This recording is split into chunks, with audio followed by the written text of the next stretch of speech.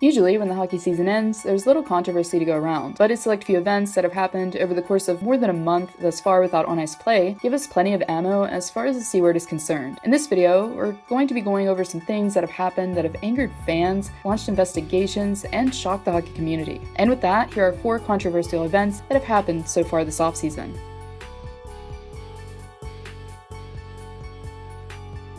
The 2021 NHL Entry Draft was expected to be not as exciting as the previous expansion draft in Seattle was. For one, the event was again strictly televised and not in person, and secondly, there weren't any players who carried the hype of, say, Connor McDavid, Austin Matthews, or even Jack Hughes for that matter. Therefore, as many focused their attention on the event itself, well, the main takeaway from day 1 of the draft wasn't pure excitement, but instead pure shock. All right.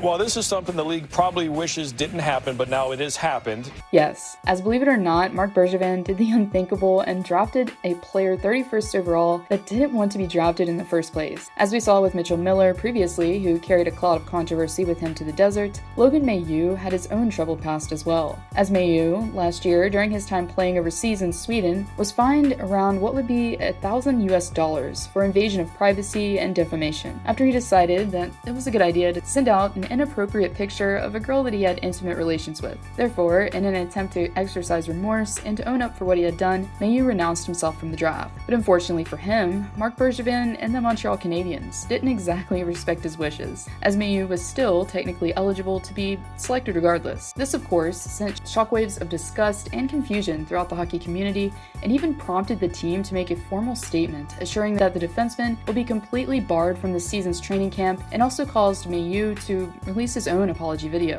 in which he referred to his actions as stupid and egotistical. Regardless, Mailloux is set to return to the OHL's London Knights for the 2021-2022 campaign, thus allowing for time to potentially remedy the situation.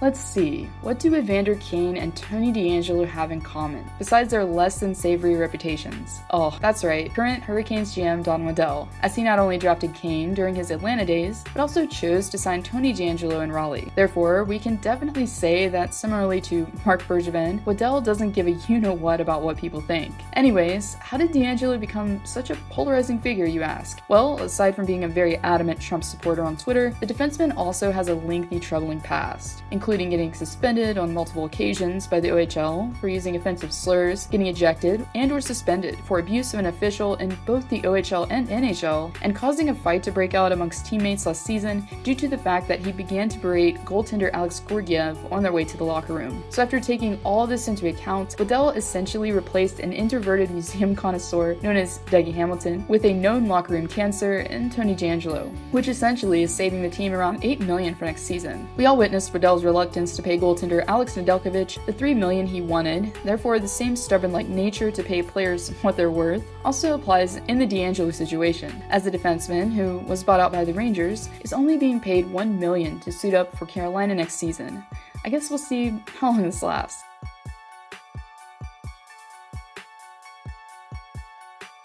Most fans can remember the outrage that came about surrounding the Bill Peters situation, and how this seemed to spark others to speak up and spill their truths. Well, the opposite can be said here, at least as far as the Chicago Blackhawks administration is concerned. As in, well, during their dynasty days last decade, the team employed assistant coach at the time, Bradley Aldridge, and had him around the players and in the locker room during their run to the Stanley Cup of 2010. A video coach who allegedly used his position of authority to intimidate and to have inappropriate relations with the player. But last month, despite being tight-lipped and quiet about the past, GM Stan Bowman and others are now having to confront their past actions as they're under current investigation, due to the fact that a former player has filed a lawsuit against the Blackhawks. The team is now facing possible consequences, as despite a number of members in the organization, such as skills coach Paul Vincent, coming forward in 2010 about the incident, no action was taken. Other details about the coach's behavior surfaced, such as a tendency during April and May of 2010 to invite young interns working for the team to his apartment to, quote, watch various sporting events. According to the lawsuit, Hawks management and coaches were aware of the behavior and found it unusual but took no action. The investigation, although, is still ongoing and is likely to end with intense repercussions.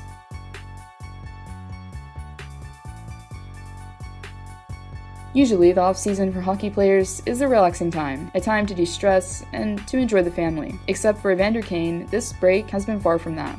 As last month, due to his wife Anna's accusations that Kane was gambling and making money off of his own games while making various Instagram posts and tagging the NHL's account in the process. This, of course, prompted a response from the forward, denying that he would ever do such a thing. Regardless of the fact that we don't really know if this is true, we do know one thing for certain. Kane has a serious gambling addiction. Earlier last season, Kane was forced to file Chapter 7 bankruptcy while citing an owed debt of around $27 million. Aside from this, he was also sued by a lender for $15 million. The lawsuit entails that Kane defrauded the company illegally as he secured a loan of $1.5 million, and also goes on to state that he simultaneously was borrowing large amounts of money from other banks as well, while saying, quote, Kane was also incurring enormous amounts of debt owed to other creditors. By all appearances, the plan back then was that these amounts were never going to be paid or paid back, end quote. Therefore, considering that one, Kane was reckless enough to get caught this time, indicates that he could very well be caught in another scandal, causing him to lose even more money potentially.